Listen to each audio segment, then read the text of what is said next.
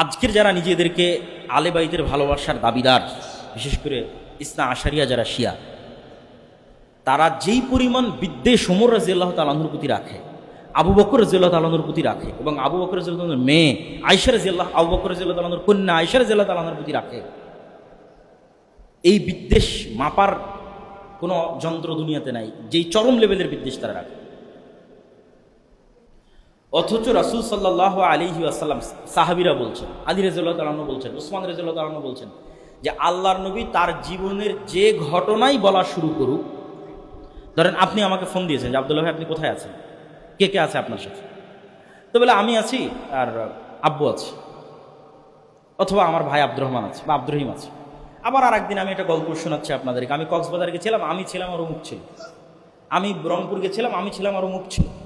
তো আমার জীবনের ঘটনার সাথে সবসময় আর দুটা মানুষের নাম আপনি শুনতে পান, মানে একটা ঘটনাও এমন পাওয়া যায় না যেই ঘটনায় ওই দুটা মানুষের নাম আল্লাহর নবী বলে না গল্পের সময়, যে আমি আজকে ওখানে গেছিলাম, আমি আবু বকর আর ওমর, আমরা ওখান থেকে বের হয়েছিলাম, আমি আবু বকর আর ওমর, আজকে এক জায়গায় দাওয়াত ছিল, দাওয়াত খেতে গেছে, আমি আবু বকর আর ওমর।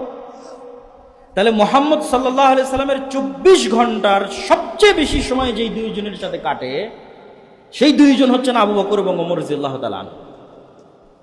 এখন আশ্চর্যজনক, দুঃখজনক হলেও সত্য যে ইহুদিদের কাছে মুসা আলাইহিস সালামের সাথে যারা ছিল তারা জনপ্রিয়। মুসা আলাইহিস সালামের খাদেম ইউশা বিন নুন খিজিরের সফরে গেছিল, তো মুসা আলাইহিস সালামের সাথে যারা ছিল, মুসা আলাইহিস সালামের ভাই হারুন, তারা ইহুদিদের কাছে জনপ্রিয়, সম্মানের পাত্র। খ্রিস্টানদের রাস্তাঘাট, কল কলেজ কারখানা সবকিছু ঈসা আলাইহিস সালামের যে 12 জন হাওয়ারি ছিল ওই 12 জনের নামে। তাহলে ঈসা আলাইহিস সালামের সঙ্গী 12 জন খ্রিস্টানদের কাছে সম্মানের পাত্র, ইহুদিদের কাছে মুসা আলাইহিস সালামের সঙ্গী সম্মানের পাত্র। আর এই রাফিজিদের কাছে আমার নবী মুহাম্মদ সাল্লাল্লাহু আলাইহি ওয়াসাল্লাম কতটা খারাপ হলে মুহাম্মদ সাল্লাল্লাহু আলাইহি ওয়াসাল্লামের সাথে যারা সবসময় থাকতো ওদের প্রতি এদের সবচেয়ে বেশি বিদ্বেষ। তাহলে তো আমার নবীকে দোষ দাও, যদি ইহুদি খ্রিস্টানদের চেয়ে তো খারাপ হয়ে গেল।